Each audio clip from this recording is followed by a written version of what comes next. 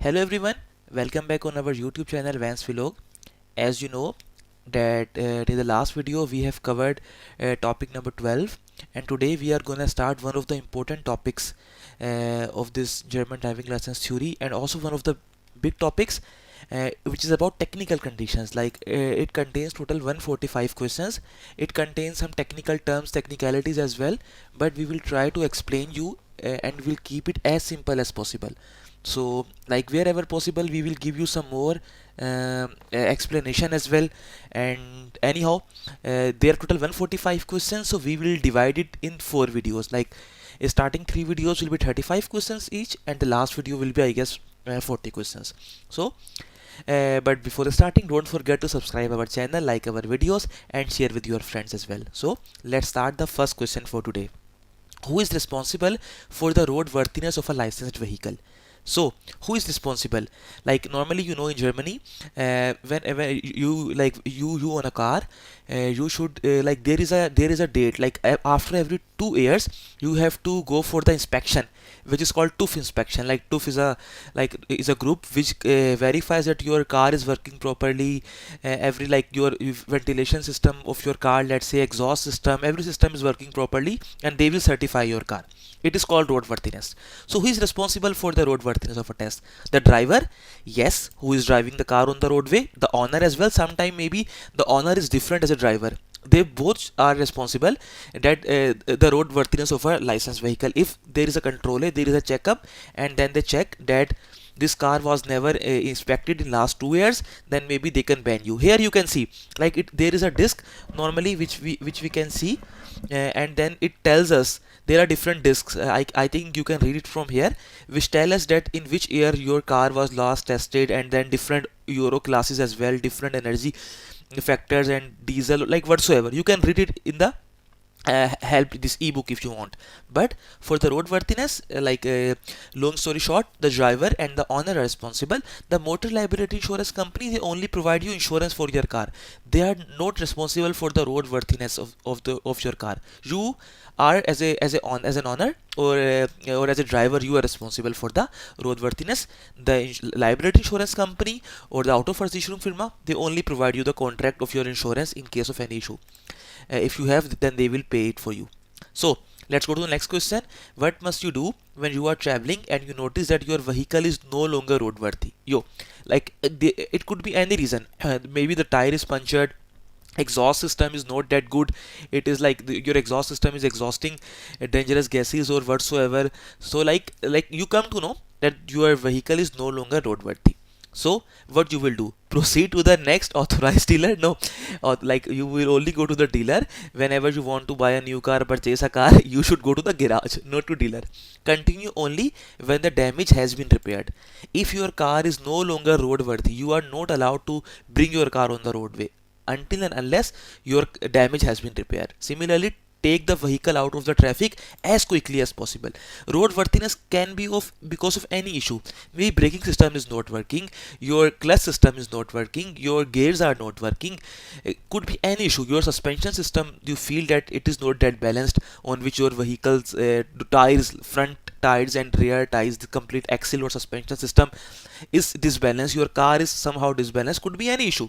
So no longer roadworthy, you should continue only on the road when damage is repaired, and take the vehicle out of the traffic as quickly as possible. These both answers are correct. Let's go to the next question. Which defects of a vehicle can result in a danger for road traffic? Worn tires. If your tires are worn, like they are not that good, maybe your car can skid out and can hit the other vehicle on the roadway. It could create a danger for the road traffic. Similarly, defective rear lamps. Your rear lamps are for many things. Let's say hazard warning lights, your indicators, your rear fog lamps. If they are defective, the traffic behind you will not be able to see which maneuver are you going to do, what you are telling them. You cannot communicate with them without the perfect rear lamps. Like sometime you need to indicate, many times, sorry, you have to switch on hazard warning light sometime. Maybe you need to switch on rear fog lamps if the visibility is reduced. So if defective rear lamps, then it's really dangerous situation for a traffic behind you. Similarly, if braking effect is not working with your car, what could be an issue? Maybe like you will not be able to brake in car and you can hit any car on the road or any other vehicle. So all three situations are dangerous. Next question, you want to use a motor vehicle on public roads, what must you observe? Like the motor vehicle must be roadworthy, like it should be roadworthiness test should be completed, it should have TÜV whatsoever, and it is for sure, like it is able to come onto the roadway. I must be the vehicle owner is not a requirement. Like you, maybe you are driving a car, you already have a license, it's the basic requirement, but you can drive car of anybody. It's not the same thing that you should be the car owner, then only you can, if you are an owner, then only you can bring your car on the roadway. No, it's not the compulsory thing. The motor vehicles must be covered by, for sure, your you, and none of your motor vehicle, let's say, can come on the roadway without the insurance. So every car must be insured. These two options are correct. Let's move to the next question. What is required when your vehicle is no longer covered by motor liability insurance? Maybe your insurance is finished, your car or your motor vehicle is no more covered by the insurance. Simply you should take it out from the road, you should not use it anymore. May no longer be used in road traffic, yes. Must be submitted to registration center, like this Furoshine is tele, or where you like where you have registered your car. Not Furoshine is tele, but there is some, like in every city there is some department where you register your car. So they are telling you have to submit your car to registration center. No, you don't need to submit your car to registration center. You should put it in your garage or anywhere. Like it's not submitting them. You can keep it with you, but you cannot use on the roadway. Must, and as well as you have to deregister your car from the registration center as well, to tell them I am not using this car anymore because of the motor liability insurance is expired or whatsoever. What the reason is, must be deregistered, no longer on the roadway, but you know, do not need to submit it to the registration center or this Anmeldung Behörde for auto. Next question is, what must you take into consideration? What must you take into consideration when checking tire pressure? So whenever you are checking tire pressure, material of the wheel, you are not from the field of like metallurgy, materials or whatsoever. You only need to check load, a number of passengers in the car, so that whenever you are checking tire pressure, be sure like how many passengers in the car. If there are a lot of passengers and more than average, then maybe you need to like you need to put in more air pressure in your car, because like more load will be on your wheels and the car as well. That's why you should be fair, like whenever you are checking tire pressure, keep in view the load, your number of vehicles in the car, maybe you have put some load on the car, maybe more passengers, even tire temperature. Like you should also checking like tire temperature, are they getting hot, are they cold or whatsoever. Like you need to check. If they are getting like hotter every time without any reason, then maybe you need to check them again with the manufacturer or in some garage or workshop. So it's important, like you have to check these two factors, not the materials. You are like you never concerned about the material of your motor vehicle anyhow. This we know as well. Let's go to the next question. Our next question is, you want to set off in an automatic car, like automatic car is with you, hydraulic converter. What must you know? The selector level must only be moved when the engine has stopped. No, like they are telling you know, there are different selector in automatic car. We have this drive, neutral, then we have reverse and parking, different selector. They are telling that when engine has stopped, then only you can select any of this, like gear or selector. No, actually the basic rule for automatic car, your foot should be on the brake and then you can change the gear. So like it's not the requirement that engine must be stopped then you can change the selector. No, the engine revolutions must be raised considerably so that the engine does not stall. No, as you know that it is highly recommended that you should never go to, like those who are using the manual car, they know if your car is getting some speed like around more than, like let's say you are traveling on 20 kilometer per hour, you change to 40. Sometime your driving teacher or experienced person say to shift to the next gear as possible. Never use all the revolutions of each gear. For example, you say that I will take to the maximum speed of second gear, then I will change to third gear. No, when you go to the maximum revolutions or engine revolutions maximum, then it is not environment friendly behavior. This we have already discussed in previous videos. If you use the revolutions or complete movement of each and every gear till the maximum capacity, it's not good. otherwise your car will also like will give some sounds. You will come to know, oh, I am using the maximum revolutions, just quickly change to the next gear. So, and similarly in the automatic car, like engine revolution do not need to be raised, like otherwise your engine will stall or will not. No, it's not an issue with the automatic car. You should like it will automatically change the gear, we know already, but engine evolution you do not need to raise anyhow. When selecting a gear, the car must be, as a rule, be held by service brakes. This option is correct. Like in automatic car, whenever you want to change the like selector or like gear, then your car as per the rule must be held by the service brakes. But anyhow, like the engine should be stopped, or the engine will stop when you will not give the engine revolutions or speed maximum. No, your engine can work even on the lower speeds. It's not an issue. Only one option is correct. Let's move to the next question. What must you remember with regard to tire pressure? To reduce the air pressure before longer trips? No, you do not need use to reduce the air pressure before the longer trips. Maybe even you need to put in more air pressure in your tires. Just be compatible with the requirement of the manufacturer, like tire manufacturer, what they are saying, how much tire pressure is enough with how much load or how many people. You do not need to reduce your air pressure before long trips. To increase the pressure to level stated in the vehicle manual when the vehicle is heavily loaded. This is the correct answer. Like in the vehicle manufacturer guideline, sorry, car manufacturer guideline, this tire, sorry, normally they tell that this much load you should have this much tire pressure. If this much load, this much tire pressure. So whenever your load is higher, just go to the manual and check how much air tire pressure is required. To check the air pressure regularly, including that of spare wheel. You know, we have like fifth wheel with us in the car, spare wheel, which is known as. So you should continuously check the air pressure. Maybe if there is some leakage of leakage of pressure or air, or maybe some puncture in the car which is being not noticed in the time. So you should regularly, whenever possible, when the tires are cold, then like not that hot, then you can check the pressure whenever possible with any device or whatsoever you want. So you had a tire failure and must mount the emergency wheel. So your tire was burst and you have to mount the emergency wheel. What is prohibited when you continue to drive? Yes, driving faster than 80 km per hour is prohibited with the emergency wheel. Like it's an emergency wheel, it is not that efficient maybe, and it was not used that much in the traffic, or maybe you are not sure about the like strength of that wheel. So it is highly prohibited to drive more than 80 km per hour if you are using one of the emergency wheels. So it is correct. You can take passenger with you with emergency wheel, just to be sure you are not doing it like you are using emergency wheel and you are going on long trips of like 500 km. No, just avoid it. You can take passenger, it's not an issue. Driving longer than necessary with emergency wheel, it is the correct answer. Like you should not drive longer than necessary with emergency wheel. You can change your, like just go back to garage or wherever you want, put in the old wheel, take out the emergency wheel, and then you can carry on your journey. But like unnecessary journey with the emergency wheel is never recommended. It is highly prohibited. Let's go to the next question.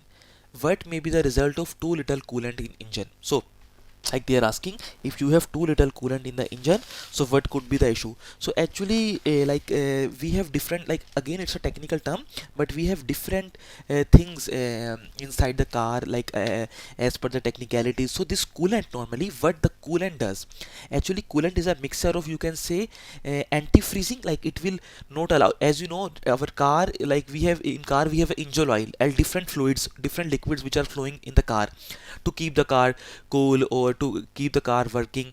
Engine oil as well and other stuff, they could freeze or even they could heat up in different season. Like this liquid or like engine oil which is flowing in the car could heat up during the summer time or could freeze during the winter time. So we need this coolant. What is a coolant? Actually it's a mixture of, you can say, a water and anti-freezing equipment, anti-freezing materials. What it does actually, during the winter time, it avoids the fluid or the engine oil or the liquid which is flowing in the car, it avoids them from freezing, so that your car can work properly. Similarly, when you have summertime, then in summertime what could happen, this engine oil or your liquids in the car could heat up.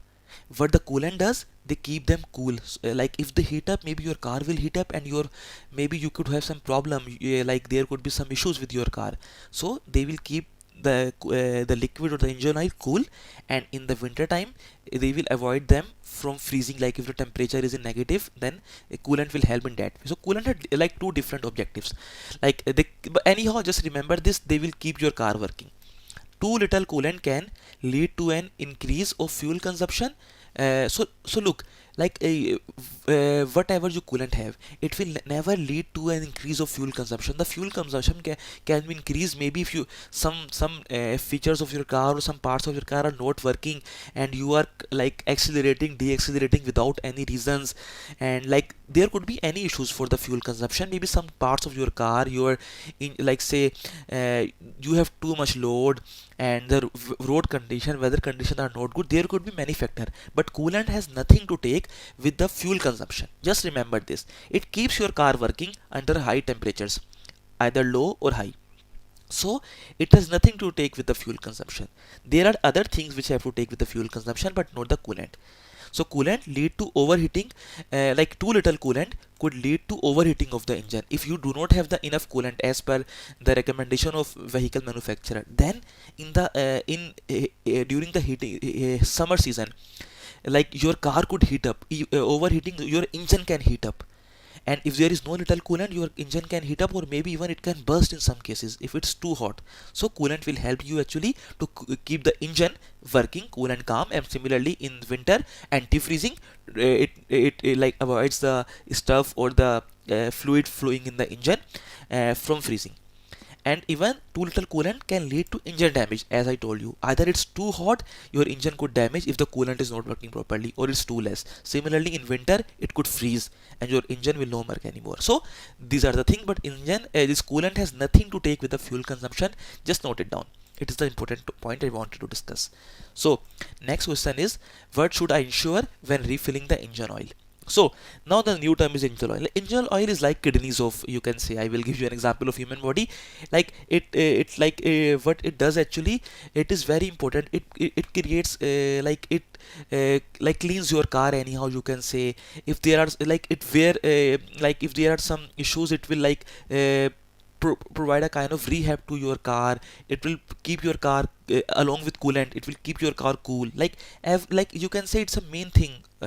It's an engine oil, because your car is on the roadway due to engine. If your engine is good, and then your car is totally based on the engine, and you need to keep that engine cool and calm and working without any tears and wears. Engine oil helps in that along with coolant. So in this question they are asking, what should I ensure when refilling with engine oil? So that I do not exceed the maximum fill level. For sure you should never like there is a level which you can check sometime with a stick. Even you can see directly in the bottle where you are putting the engine oil in the car, and then nut bolt for example, and you can have a look. Like you should never exceed the maximum fill level. This option is correct. That I use engine oil that meets the manufacturer's vehicle manufacturer specification. It is very important. Like your vehicle manufacturer will tell you, you have to use this engine oil with your car, because each car has a different feature, different capabilities, different development process. So keeping in view what the vehicle manufacturer is recommended, which oil I should use for the better health or for the long life of my engine, I only use that one. That I refill the engine oil when the engine is running? No, never. Your engine should be switched off, then you should fill the oil. It is the basic requirement. You should never refill the engine oil while the engine is running. It's not good. It's highly prohibited. It's never recommended. Let's move to the next question. Our next question is, what is the function of engine oil in combustion engine? Maybe many of you who are from the automotive field, or who know this technical term, maybe from the mechanical engineering even, or other fields, they know this classical combustion engine, which is like one of the best technologies. Even Germany has one of the best internal combustion engines. Like it is the base of automotive. Currently we are switching to electric vehicles, so it's a different technology, but combustion engine is the best of the technology as for today. So they are asking, what is the function of engine oil in a combustion engine? Engine oil boosts cooling, cleaning, wear protection. Everything is engine oil. Engine oil, yeah, like your engine is important for your car. If engine is not working, your car is nothing. So keep that engine working. You need engine oil which provide cooling, cleaning, wear protection along with coolant and other stuff. So engine oil is everything. Just remember in this way. Let's move to the next question. Why? When should you check tire pressure? Directly after tire change? Yes. You have changed the tire, just check it either it has the enough pressure or not, or should I put in more pressure in my tire. Regularly when the tires are cool, like time to time when you feel tires are cool, you can touch them, just keep checking the tire pressure. Directly after every journey, no. Like you should not, you are like, it could be, but you do not need to check after every journey, because directly after every journey, maybe directly after a journey your tires are hot and you cannot check them, and even you should check them time to time, not that directly after every journey. This answer is anyhow not correct. Regularly, time to time, you can check when tires are cool. Just keep in this mind. Next question: how can you reduce the noise generated by your motor vehicle? So your motor vehicle is generating some noise by driving at low engine speed. For sure, if you drive at low engine speed, it is also environment friendly and it will reduce the noise. By removing air filter, no, you know, air filter is very important for the car. Like it absorbed the dangerous gases which are very dangerous for the environment. It will absorb them and then keep the, like, put the gases out from your car which are environment friendly. So removing air filter will never reduce the noise. It will create problem for the environment. By using tires that have a low rolling noise, for example, like sometimes we have ultra tires and tires which create less friction and less rolling noise as well on the roadway, you can use that tires, like as per the like prescription of your vehicle manufacturer or tire manufacturer. The next question: how can you save fuel if you drive a car with an automatic gearbox? So whenever you are driving with automatic gearbox, so like automatic car for example, how can you save fuel? Switch off the engine when driving down a gradient. Like when you are, like they are asking, when you are driving down a slope, switch off the engine. No, you should not switch off the engine. What can you do? You can, like, you cannot give the speed. Simply put your foot on the brake and just keep the car rolling with its own momentum and inertia. If you are going down, it's not that you will switch off the engine and your car is going free fall. No, maybe if you switch off and you want to start again, maybe some car is coming from opposite direction, you want to brake, and god forbid your engine is not started. Never switch off the engine when you are going down a slope. Maybe you can, like, put your foot away from the gas pedal or speed pedal, just put on the brake, and if you need, you can give a little bit of brake. So this is correct. Anyhow, switching off the engine is not an option. Do not press hard on the accelerator when moving off. Yes, like how can you save fuel if you are driving with a automatic gearbox? Whenever you are moving off, whenever you are starting, do not press the accelerator immediately, like without so much pressure. Just give the little bit of pressure and keep increasing your speed slightly, like in a very good manner, like in a very soft manner.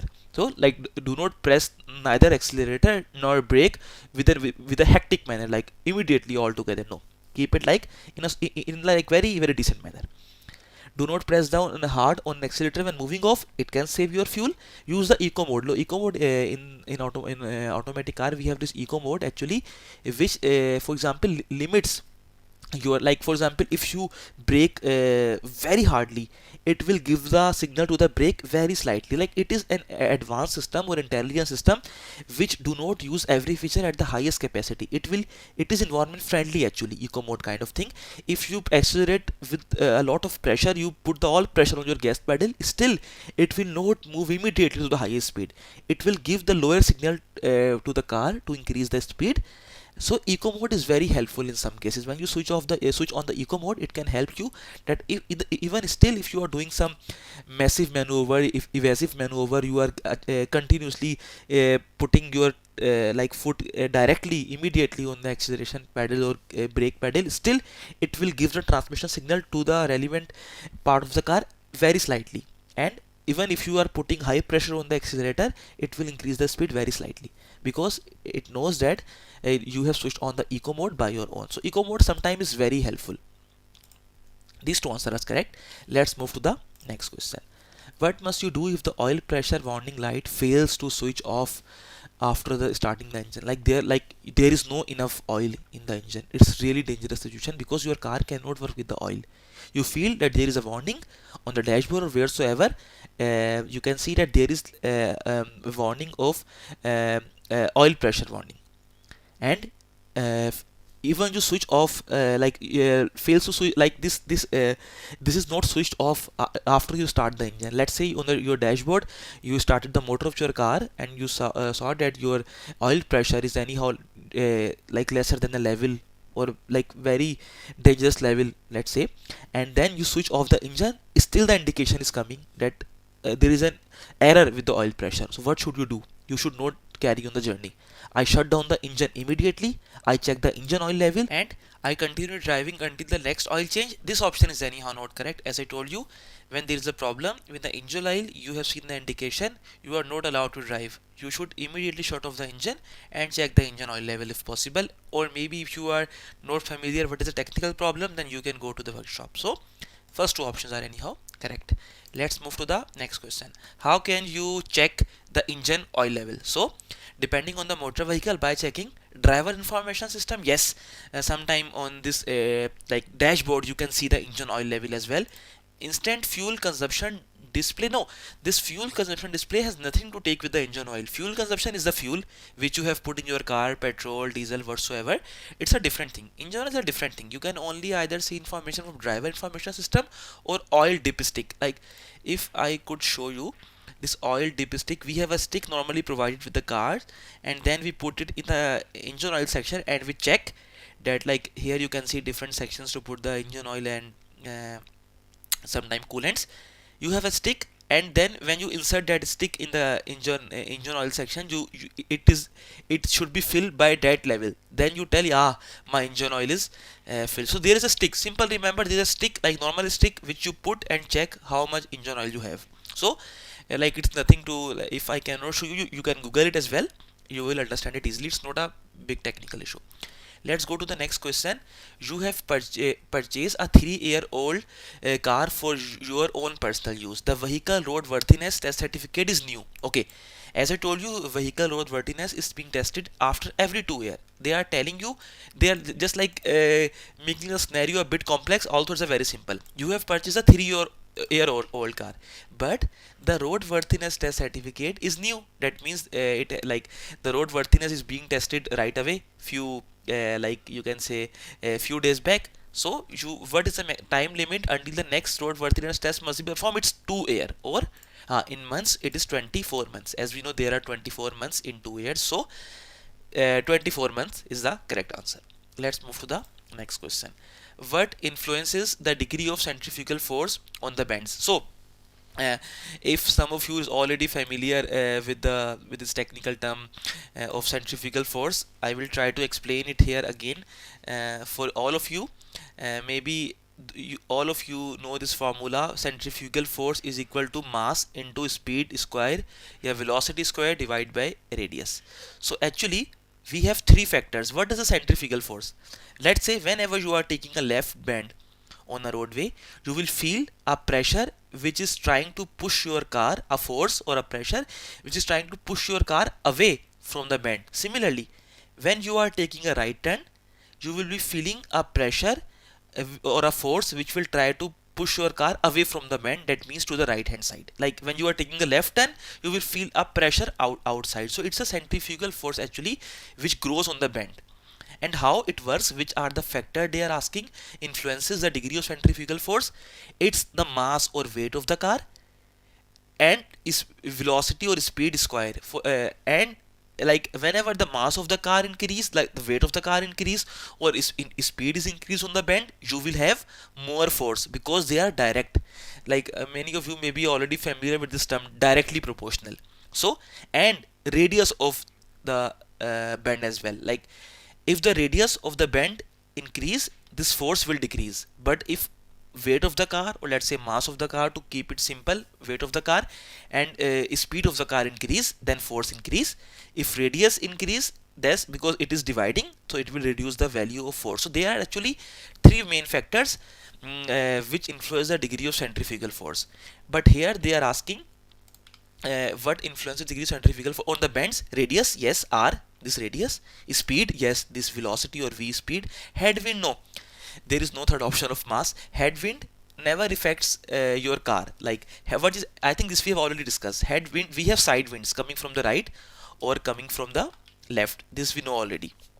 like our car is facing some wind from right, wind for left, which can push our car or will take out our car to left or right, but the headwind will never affect your car. This we've already seen. Headwind will never change the direction of your car, will never put the force on your car, centrifugal force for example, or bending force.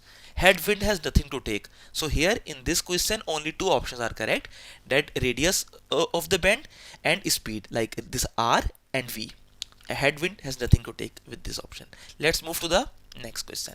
Next question is, what is the potential risk when using driver assistance system? So actually this is a very like a very technical term.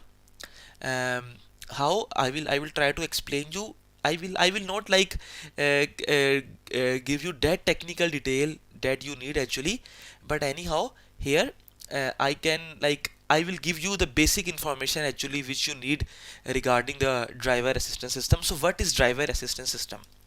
I will try to explain you here, just like just for a few minutes. Like it is in modern cars, maybe it is called, like if you already know, many of those who are from technical background, they know this advanced driver assistance system. What it does, in the modern car we have many features. For example, let's say this cruise control system, like you fix your car, or adaptive cruise control system, ACC, like you fix the speed of your car and you fix it at particular speed, then it will maintain the speed. Maybe even adaptive cruise control will sometime control the steering and will brake immediately to maintain the safer distance.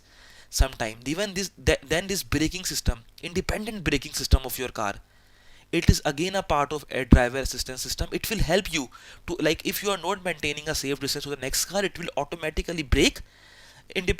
Either you brake or not, it will brake automatically, because it help you for your it's a kind of driver assistance system. It will automatically brake you and then will help you to maintain the safe distance. Similarly, lane keeping, like if you switch on the lane keeping feature of your ADAS, automatic driver assistance system, like it will keep you in the lane by looking at the road markings, like either you are in the lane or not. There are some sensors which work on it. It will get the data and will feel you are a bit or slider out from your lane. It will automatically give you an indication, or even take the control of steering over at the steering and will bring you back to the your lane. So like there are many features which we have in driver assistance system. And then even you're like helping you during parking, this sensors, cameras, lidar and radar sensors, which like camera view, which gives you the view from the back side. You can park your car, everything. It's a part of advanced driver assistance system. So anyhow, we will not go in that detail, but anyhow this was enough for this question. They are asking, what is the potential risk when using driver assistance system? So like driver is using the driver assistance system, so what could be the risk? The driver may neglect his own personal responsibility. He's thinking, now everything my car is doing, it has advanced driver assistance system, let the car do everything. No, maybe in that case he can neglect his personal responsibility. Even the driver may have false expectation of the systems, that let's do party, if my car is out of lane, the ADAS system will automatically bring it to the lane. Maybe sometime the marking on the roads are not that good, and then a DAS system could not read the lane, which lane you are traveling in. Maybe there is some dirt on the roadway, markings are not there. In that system, if you have false expectation, you can have an issue, can have an accident as well. Pay too little attention to traffic around him. Similarly, driver will not, like if he or she has switched on the ADAS system, will think oh, everything is fine, and will not pay attention to the traffic around him. Pay too little attention to traffic. So all three options anyhow are correct in case of ADAS system. So the next question is, how do you pass through an incline safely?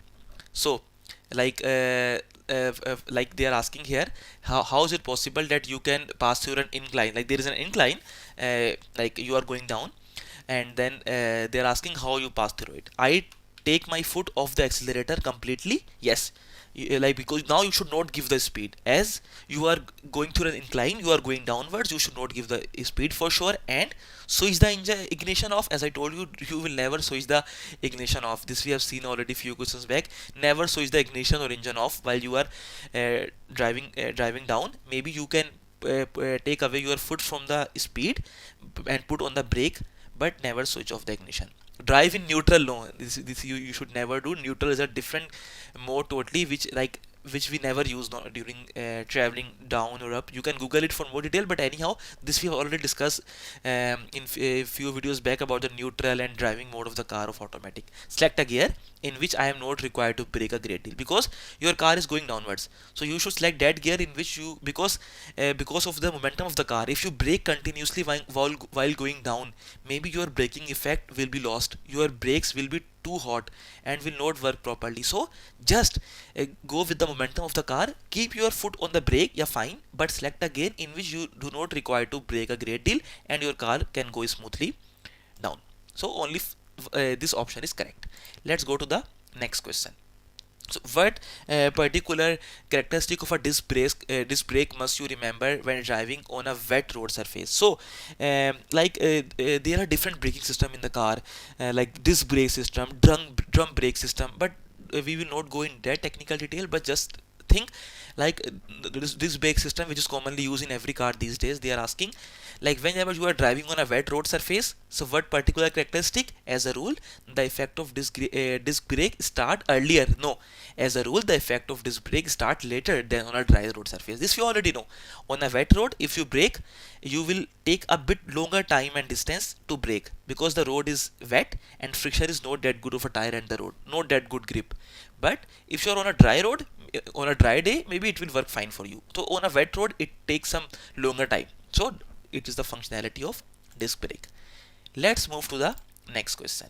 You drive around a bend once at 30 km per hour and again at 60 km per hour. How does the centrifugal force change? So I will again quickly tell you here. Like this we have already seen, but I will explain it again. As you have seen in this formula of centrifugal force, Fc is equal to mv square upon r. So this factor is square. For example, if your speed is 1, so 1 square is like 1 into 1 is 1. But if you double your speed, then 2 square is 4. Your speed increases 4 times. If you simply increase your speed, if you double your speed, like from 1 to 2 or 30 to 60, your speed is increased 4 times. I will also give you an example here with 30 km per hour. Let's say if it's 30, then the value is 900. If you increase the speed from 30 to 60, you double it, now it will be 3600. That is, if you see, it's 4 times. 900 multiplied by 4 times speed increases. Simply keep in mind, whenever you increase the speed, the centrifugal force increase 4 times because it is square. Maybe if you increase the weight of the car, it will simply like linear factor. If you make it 2, it will be 2, 4, 4, but this speed is square of the factor, so it will be 4 times. As I told you, it is 4 times as high, not the twice or it's the same, it's 4 times. This we have already seen. Let's move to the next question. So our next question is, what increases the effect of centrifugal force on the vehicle when driving around the bends? Radius of the bend we have seen, and speed. Note the tire pressure, or in the previous question we have seen headwind. As I told you the formula, Fc in the last question, Fc is equal to mv square upon r. So weight is there, but there is no option of weight.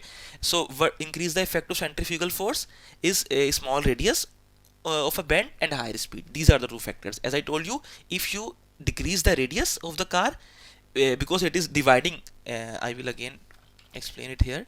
I should not actually remove it from the previous question, but anyhow, you see it here. Sorry, Fc is equal to mv square upon r. So if you decrease the radius, it will increase the force, and if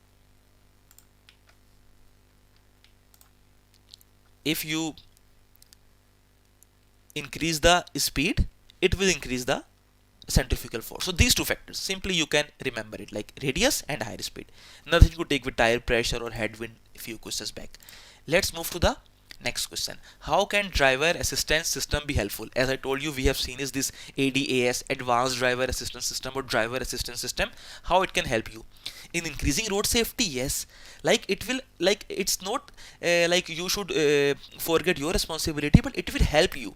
Maybe sometime you are out of your, like for a moment you are mind is out of control, maybe let's say you are not focusing on the road. In that condition it can help you. It has different features, as I told you, to keep the safer distance to you in the lane, to brake everything. To compensate for unfitness to drive, never. It can never compensate. If you are not fit to drive enough because of any reason, you should not drive. It can only give you a slighter edge for the safety, but not compensate for the fitness to drive. In assisting a driver, for sure it can assist you, it can help you increasing the road safety, but it will never compensate your unfitness to drive. Anyhow, let's move to the next question. What does a front wheel drive car tend to do if you accelerate too much on the bend? So, like there are different, again it's a technical term. There are different technology like working on the car. So let us think that if you like, there is a term front wheel drive car. That means the transmit, whenever you brake, you give the speed. There are actually, you see, we have this front axle and we have this rear axle, this whole suspension system of the car.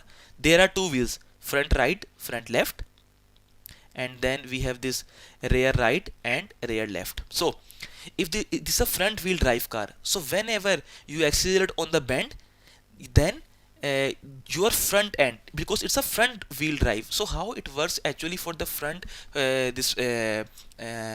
wheel drive, actually the transmission system for your brake or even for your speed, everything is transmitted in such a way that it comes from the front wheel and then transmit to the rear side. You should not go in technical detail, but simply remember it's a front wheel drive, so your car will bend to the front. And if it's a rear wheel drive, the name will suggest your car will a bit bend to the rear, because then in the rear wheel drive, the transmission or everything will start from the rear end. Just remember in these two terms. So they are asking, what does a front wheel drive car tend to do if you accelerate too much on the bend? The rear end tends to turn out to side. No, the front end, simply the front wheel vehicle, so front end turn out to the side. You do not need to go that technical detail that why the front end will go to the side, not the rear end, because it's a front wheel drive. Just remember this term and check that answer. The other two options are anyhow not correct. Let's move to the next question. So now it's a rear wheel drive. So now it's a rear wheel drive car. So what will be the option? Rear wheel car drive tend to do if you accelerate too much on the bend. Now the rear part or the rear end turn out to the side. So the rear end. Car tend to understeer, like it will not be steering will not be good. In the previous question it was oversteer. So I haven't discussed that option, like your car could will be steered more than you expected. All options are wrong. Just see the rear wheel drive, the rear end, not front end, no understeering or oversteering. Just remember in this term. I hope it will help you a lot to remember. Let's move to the next question. Oh, okay, so now I think it's a time to give you some technical detail about two terms. As we have already discussed this advanced driver assistance system, now I will try to give you more information on two more topics, which is anti-slip device or anti-slip regulation, and ASR and ABS, anti-lock braking system. Actually in exam sometimes we have this technical questions from these two topics, and we will see many of them in upcoming questions as well, upcoming videos or upcoming questions. So I will I have prepared another document for you just to give a basic information on these two topics, and then we can carry on our questions. So welcome back. As I told you that we will discuss about anti-lock braking system, ABS, and anti-slip regulation in detail, because it will help you a lot to understand the upcoming questions about ABS, ASR. Even it will improve your knowledge as well in the field. So first of all we will discuss anti-lock braking system. How we will discuss it? Just break these two terms, anti-lock and braking system. What ABS does actually, ABS never locks your wheels. For example, when you are on a bend and there is some sharp bend, ABS will help you to avoid the locking of your wheels. And what does it mean? If your wheels are not locked, then anti-lock, simple term, anti-lock, just focus on this term first. Your wheels will not be locked, and then you can steer them. Like if the wheels are not locked, then you can simply steer them and you can control your car. The control of your car will be in your hand. Anti-lock prevents the wheel locking. That means you can control steering for long time, steering capability is retained, skidding or locking is prevented. That means that ABS helps you to know, because in some cars the wheels automatically locked. Yeah, it is a different term, but anti-lock help. What anti-lock does, or in ABS the anti-lock part does, it will never lock your wheel. If your wheels are not locked, that means you can steer. At least if your wheels are moving, are in your control, you can control your steering, and you can reduce the speed, where you can take the turn wherever you want. So in this term, on the dangerous bend or sharp bend, anti-lock braking system, the anti-lock part will never lock your wheel, and hence you can control, you can steer your car. The other part is braking system, which is very important system. Maybe if you discuss with your parents or your grandparents what technology we had for the braking in the past 20 or 30 years. If you remember, 20 or 30 years back, if you want to brake, you have to brake with full force until your brake will hit the floor, and then you will take away your foot, and you will brake, take away, brake, take away, like you will put your foot on the brake, take it back, put again, to get the to get the braking effect, very braking effect, whatever you want. But in the advanced braking system these days, the cars we have, we simply put the pressure all together on the braking system at once. If we want for emergency braking, it will stop immediately. Otherwise, if you go to like 20 years back, so in past, what the problem was, if you want to brake let's say 50 meter ahead, then you have to do the braking multiple times, hit the brake pedal, take it to the floor, then take your foot away, again bring your foot, put it on the brake pedal, again brake it, then only your car will achieve that braking effect. But in the modern cars, if you see, if you all together with high pressure, if you want an emergency braking or a normal braking, if you continue to put the pressure on the brake, the car will stop. But in the past it was not the same. You have to continuously bring your foot, take away your foot, bring your foot, take away your foot. So this was the thing to get the braking effect. But braking system, braking in best possible way even on wet roads, and braking effect can be achieved quickly by applying pressure on brakes. So this is the other functionality of ABS. Anti-lock will never lock your wheels, so that you can control, you can steer your car when the wheels are not locked. So that means you can steer your car and you can be on the safer side. It will help you to control your car even during during the sharp bends. And the braking system will help you to get the immediate or emergency braking effect or good braking effect whenever you want. Never locks the wheel when braking. That is also a point of ABS. When you brake, it will never, ABS will never lock your wheels. It will give you the freedom. You can control your car. It will give you the best possible options. So these are two terms related to ABS. Let's go to the anti-slip regulation. It is a different term again. What is anti-slip regulation? Whenever this is a feature in a car, whenever this feature feels with the sensor system, and we have advanced technology, whenever the system feels that road is wet and your car could skid, it will not never allow you to slip. It's anti-slip. The name is clear, anti-slip regulation. What it does, it simply lock your wheel. Anti-slip, avoid slipping, avoid wheel slipping even on wet roads when setting off. Whenever it feels the road is wet, the situation is dangerous, you can skid, it will simply lock your wheels. Locks wheel when braking as well. So it's a different feature. You see, both of them and multiple features come together and help you to have a safe journey even during the wet roads, even on the wet roads and even on the sharp bends. This ABS and ASR system will sometime work in parallel, sometime work in a different way. So these two terms are very important. Just remember the name. Anti-lock braking system will not lock your wheels, and will even help you even during the braking. Your wheels will not be locked and your braking will be very good. And what about anti-slip? It will not allow you to slip. So what does it mean? It will lock your wheels whenever there is dangerous situation of slipping on the wet roads, or even when setting off, when you're starting your car. And locks wheel when braking. When you brake, it will lock your wheel on the wet road, so it will never allow you to slip, so that your car will not skid away on the wet road. So these are two different terms. Just remember these terms. If you have any question about this part, you can also ask us in the comment section. And now we will carry on our journey with the upcoming questions related to these topics and other technical topics. So now we are back on the question. So we will carry on our questions. What are the advantages of anti-slip device or ASR, anti-slip regulation and anti-slip device? So reduce danger of sliding sideways when setting off on a slippery roadway. As I told you, it will reduce the danger of sliding sideways when you start on a slippery roadway, on a wet roadway. It will like lock your wheels and will avoid you or reduce the danger of slide. This we have already seen. No locking of wheels when braking. This we see. The locking of the wheels is the speciality of ASR system, anti-slip regulation, anti-slip device. It will, when you brake on a wet road, let's say, it will lock your wheel so that your control, like your car could not skid. Locking of the wheel is the property of anti-slip regulation. Yeah, no locking of the wheel when braking is the property of ABS. But ASR will always lock your wheels on the wet road, let's say, whenever it feels. I think in few questions back we have seen, few videos back we have seen this question when ASR was giving a signal on our car, on our dashboard, and then it was activated. I think there was a video question. Anyhow, so no locking of the wheels when braking. It's actually it is the it is a speciality of ABS system, but for ASR it locks. So this option is not correct. No wheel spin when setting off. It will like sometime when you start your car, your wheels spin.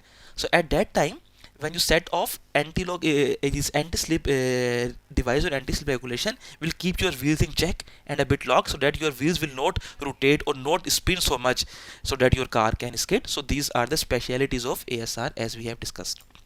So why should you not apply the clutch when driving on a long steep downhill slope? So whenever you are going downhill, so why should you not apply the clutch? I think this we have already discussed a few questions back as well, that when you are going down slope, you should like take your foot away from the speed for sure, keep on the brake, and if it's a manual car, you should not apply the clutch. Why?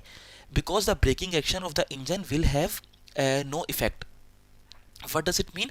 If you know this braking, this clutch and this speed, these all functions are connected together in a car, in the car body. So like if you are continuously applying the clutch as well when your car always going downhill with its momentum, then your braking action on the engine will reduce a lot, because all these systems are connected.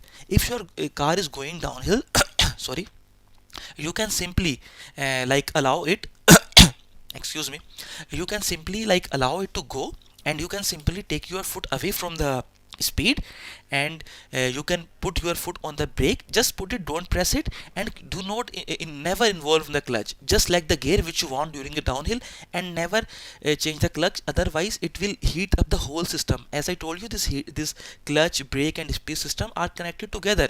It's a functionality of a car. So braking action of the engine will have no effect on the long run if you are continuously applying the clutch, because this causes unnecessary wear of brakes as well. If you are applying the clutch continuously, it will have effect on the like life of brakes. They will heat up, and even they will lose their effect.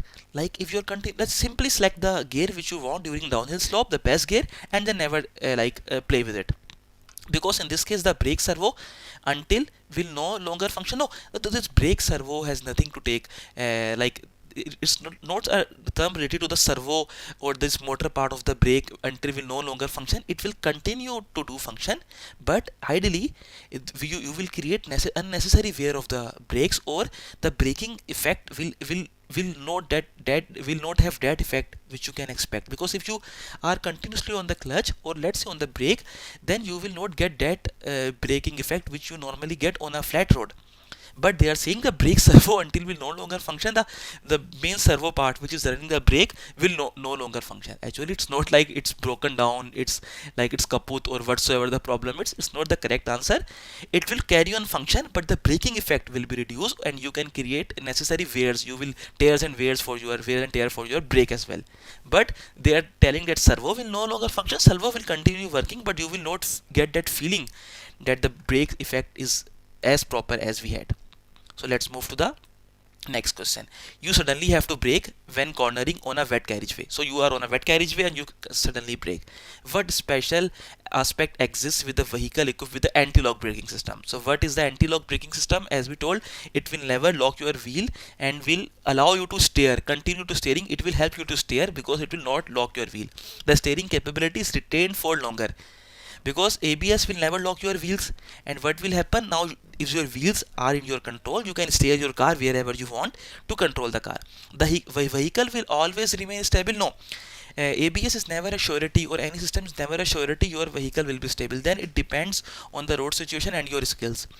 ABS can help you, can indicate you, can help you to have the best feeling of all of the car features, can help you a lot to have your steering till the last moment possible. Similarly with ASR and other features will also help you, but the vehicle will always remain stable.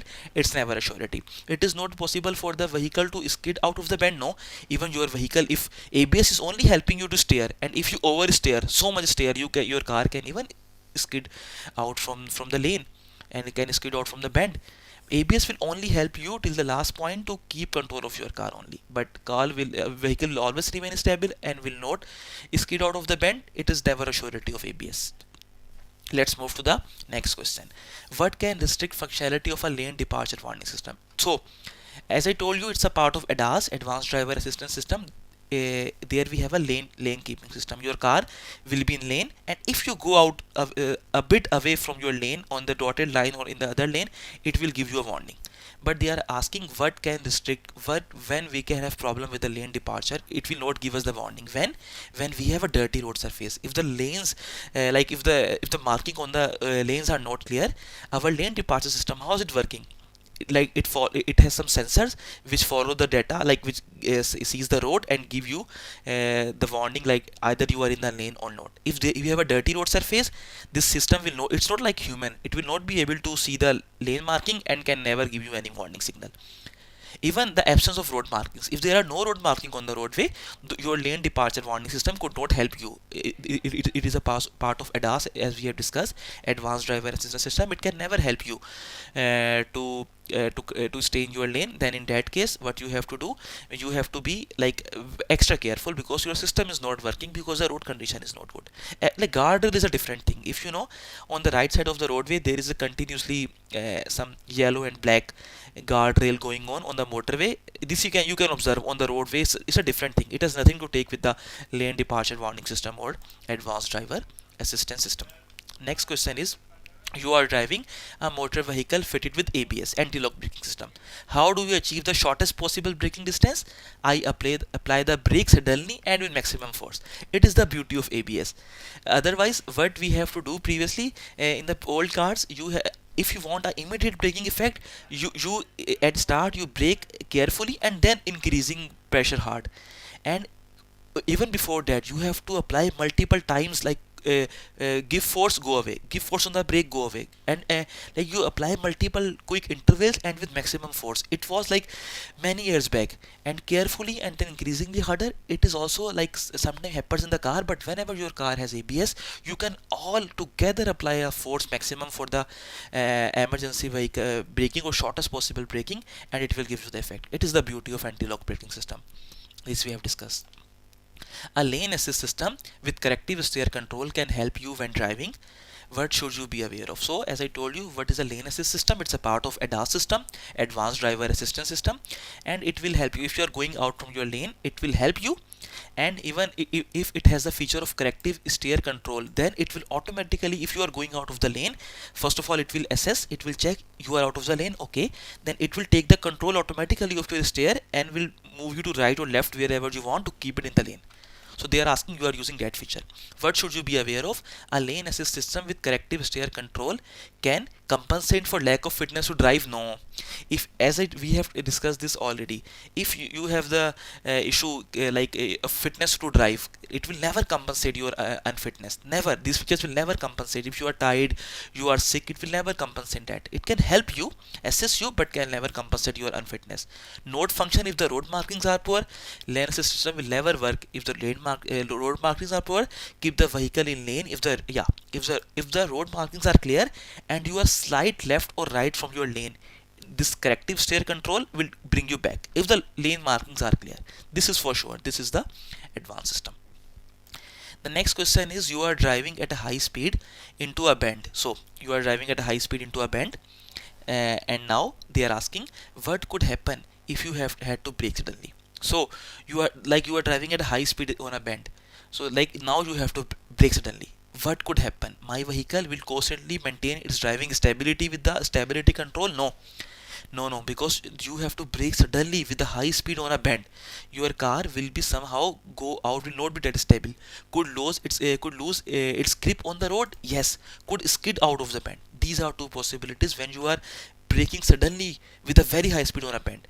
It is not possible that your car will remain stable because of the stability control system. This you also see electronic stability program in technical detail with upcoming question. But anyhow, your car will never be able to stable by its own if you brake suddenly with a very high speed on the bend. It could skid or it could lose the grip. So these two options are anyhow correct. Let's move to the next question. So our next question is, the lane assist system warn you with acoustic, haptic and optical signals. Like, what is acoustic? Which you can hear. What is haptic? Which you can feel a vibration. Let's say when you get vibration, it's haptic feedback.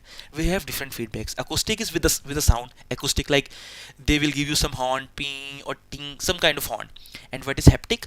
You will feel vibration on your steering, on wherever, like there is some problem. And even optical, like it will give you some indication on your dashboard with some lighting signal. It will give you all the three indication.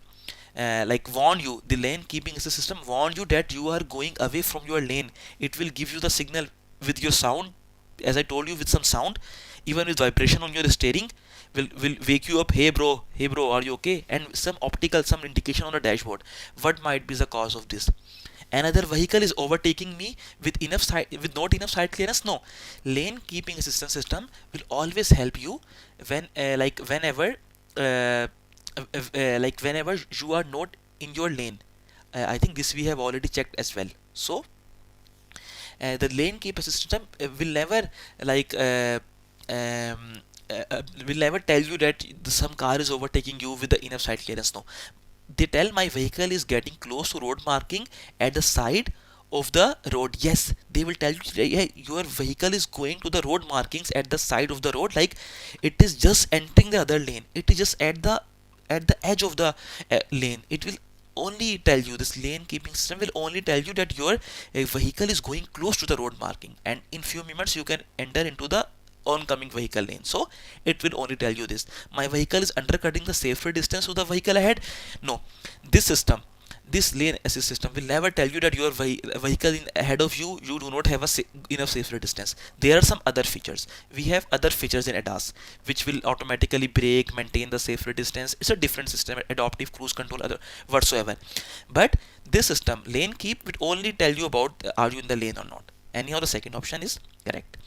So friends, this was everything for this particular first video for technical questions. I know that this topic is a bit technical, and those who are not from the field of automotive or technical field, they will they will feel it pretty difficult. But anyhow, we have tried to make things easier for you. If you have any question, any doubt, any query about this video, just feel free to comment below. If you want, you can also support us on Patreon with as low as $1. Don't forget to subscribe our channel, like our videos. Until the next video, we wish you happy learning. Take care and bye.